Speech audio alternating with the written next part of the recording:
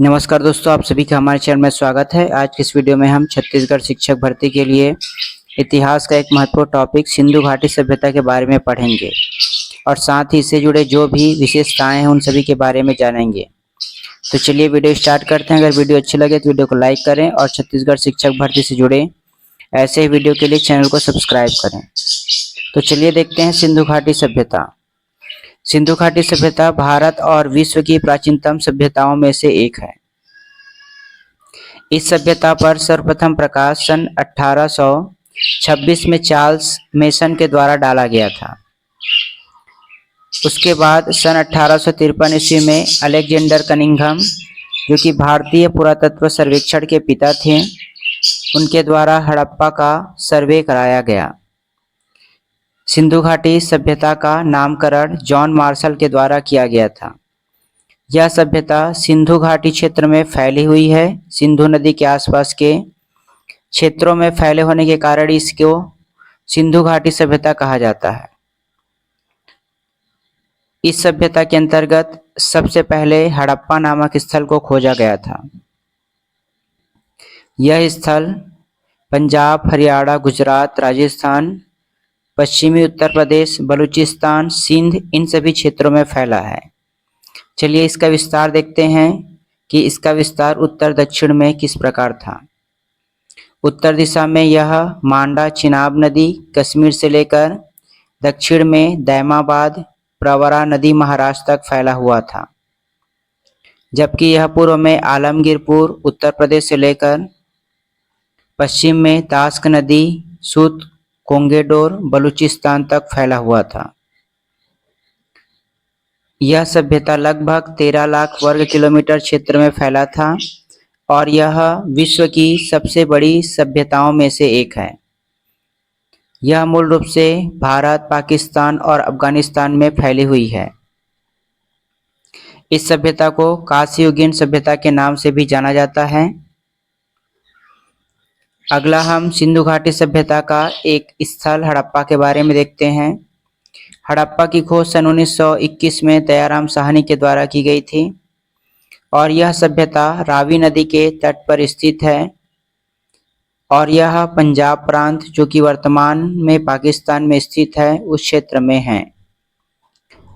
इस सभ्यता से इस स्थल से मुख्यतः 12 अन्नागार, जो कि 6 पंक्ति में हैं, अन्न भंडार, कांसे से बना खिलौना गाड़ी, गरुड़ चित्रित मुद्रा, मछुआरे का चित्र और कांस्य दर्पण प्राप्त हुए हैं। इस सभ्यता की विशेषताओं की बात करें तो इस सभ्यता में कृषि कार्य होते थे, पशुपालन होते थे, नगर नियोजन सुव्यवस्थित था, जल निकासी प्रणाली विकसित थी, घरेलू वास्तुकला, सामाजिक अंतरों पर नजर रखना, शिल्प उत्पादन, व्यापार और वाणिज्य, धार्मिक अभ्यास, मोहर लिपि पाठ का प्रयोग होता था। कृषि की बात करें तो इस सभ्यता में गेहूं, जौ, कपास, मसूर, चना, तिल, बाजरा, चावल, इन सभी की खेती की जाती थी। इन सभी के साक्ष्य अलग अलग स्थानों पर प्राप्त हुए हैं। और कृषि प्रौद्योगिकी की बात करें तो यहाँ पर मुहर और टेराकोटा पर बैल की आकृति प्राप्त हुई है। साथ ही जुताई के लिए बैल का प्रयोग किया जाता था। हल का टेराकोटा मॉडल चेलिस्तान और बनावली में प्राप्त हुआ है, जबकि कालीबंगा नामक स्थान पर जुता हुआ खेत के साक्ष्य मिले हैं। 2 समकोण पर खांचे के सेट बनाते हैं और अलग अलग फसलों के साथ उगाई जाती थी, इसके भी प्रमाण प्राप्त हुए हैं।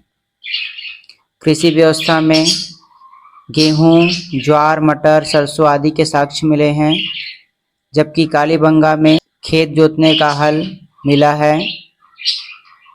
यहाँ पे नाला का प्रयोग होता था, जिसका उपयोग जल एकत्रित करने के लिए किया जाता था। चावल के साक्ष्य लोथल गुजरात में मिले हैं और सिंधु घाटी सभ्यता के लोग कपास की खेती करने वाले पहले सभ्यता थी। यहाँ पर जानवरों में भैंस, बकरी, भेड़, सुअर, गधे के साक्ष्य मिले हैं। जबकि घोड़े के साक्ष्य सूत कोंगेडो नामक स्थान पर मिला है। यहाँ पर क्षेत्र 2 वर्गों में बटा था, गढ़ और निचला शहर।